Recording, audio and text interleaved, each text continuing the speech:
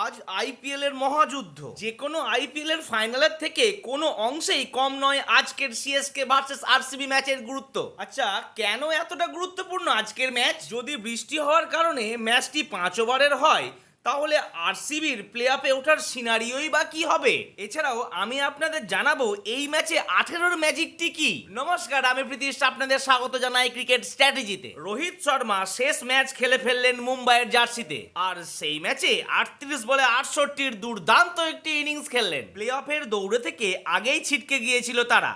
League পর্যায়ে নিজেদের শেষ ম্যাচেও হেরে গেল মুম্বাই ইন্ডিয়ান্স। শুক্রবার ওয়াংখেড়ে স্টেডিয়ামে লখনৌ সুপার জায়ান্টের বিরুদ্ধে 18 রানে হেরে গেল মুম্বাই। 14 ম্যাচ খেলে 8 পয়েন্ট নিয়ে লিগ টেবিলের সবার শেষে থাকলো হার্দিক পান্ডিয়ার দল। লখনৌ প্রথমে ব্যাট করে 214 রান 6 উইকেট হারিয়ে 20 ওভারে করেছিল। কেএল রাহুল 41 বলে 55 রানের একটি খুব সুন্দর ইনিংস খেলেন, আর নিকোলাস পুরান 29 বলে 75 রান করে প্লেয়ার অফ দ্য ম্যাচ হয়ে যান। সারুন এসব কথা আলোচনা করব আরসিবি ভার্সেস সিএসকে এর ম্যাচ নিয়ে। তার আগে যদি ভিডিওটি ভালো লাগে তো লাইক করুন, চ্যানেলটি সাবস্ক্রাইব করুন আর অল নোটিফিকেশন অন করে দিন। আমরা প্রত্যেকেই জানি সিএসকে যদি ম্যাচ জেতে আর যদি এই ম্যাচে বৃষ্টি হয়, তাহলে সিএসকে অনায়াসেই প্লে অফে উঠে যাবে। কিন্তু এখন প্রশ্ন হচ্ছে, বিরাট কোহলির দল কি করে প্লে অফে উঠতে পারে? আর এই প্রশ্নের উত্তরেই লুকিয়ে রয়েছে 18-র গুরুত্ব।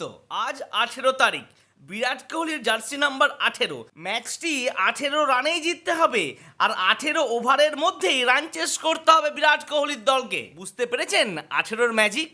হ্যাঁ, আর যদি বৃষ্টির কারণে ম্যাচটি 5 ওভারের হয়, তাহলে কিন্তু আরসিবি পড়বে মুশকিলে। এত ছোট ম্যাচ হওয়া সত্ত্বেও তাদেরকে হয় 18 রানে, না হলে 11 বল থাকতে ম্যাচ জিততে হবে, যেটি কার্যত শক্ত। হয়তো এটি শেষ দেখা বিরাট কোহলি আর মহেন্দ্র সিং ধোনির একে অপরের বিরুদ্ধে আইপিএল এর ম্যাচে। আজ গোটা বিশ্ব মাহিরাটের দিকে নজর থাকবে, কিন্তু আমাদের মতো দর্শকেরা পড়বে মুশকিলে। যাবে তো যাবে কোন দিকে?